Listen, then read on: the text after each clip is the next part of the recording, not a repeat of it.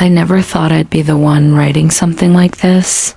Honestly, I thought we'd make it, but maybe someone out there needs to hear it, because I sure needed someone to tell me.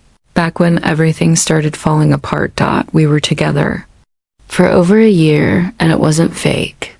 It wasn't a situationship or some placeholder thing. It was real, or at least it felt real. We had that kind of connection that makes you believe in something bigger than yourself. The late night talks, the inside jokes, the feeling that no matter what happened, we had each other. Or so I thought, but love doesn't always end with a bang. Sometimes it ends quietly, like a light slowly dimming.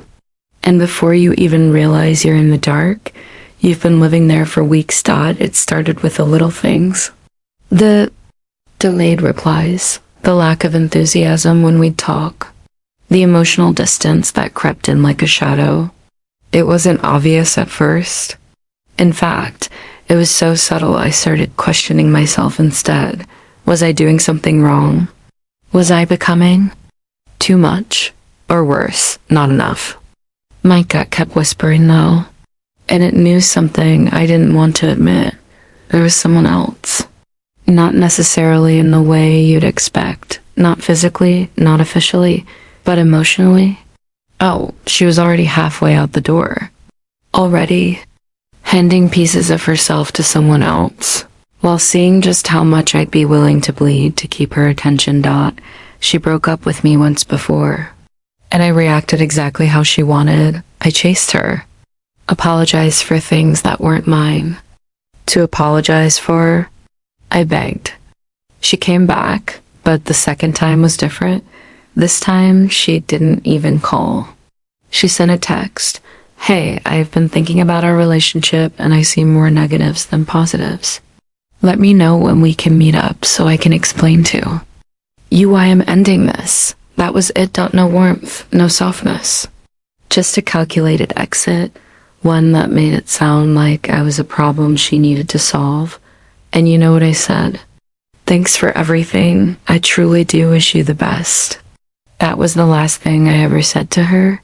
No fight, no begging, no trying to fix what she had already decided to break, because this time I gave her something she never expected. The gift of my absence. No angry texts. No guilt trips, number 2 a.m. calls, just silence.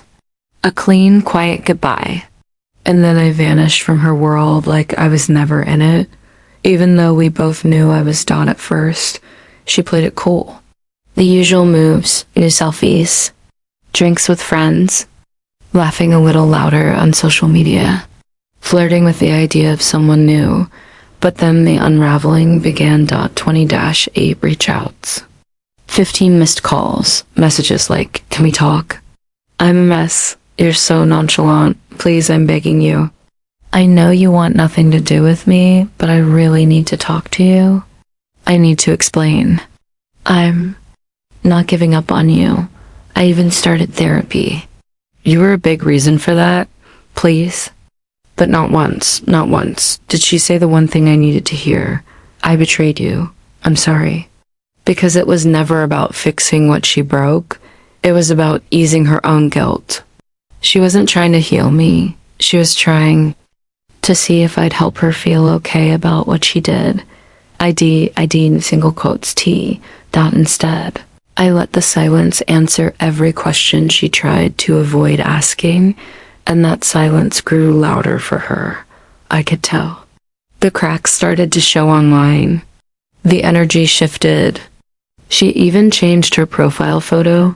It used to be the watch and bracelet I gave her, engraved with the pet name only we knew.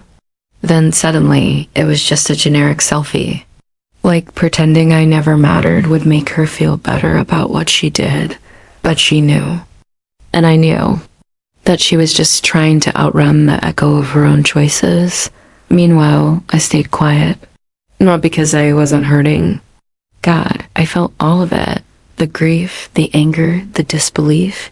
But I refused to perform anymore. I refused to keep bleeding for someone who only ever showed up with empty hands, sometimes. Late at night, I still wonder, what if she had just said, "I'm sorry.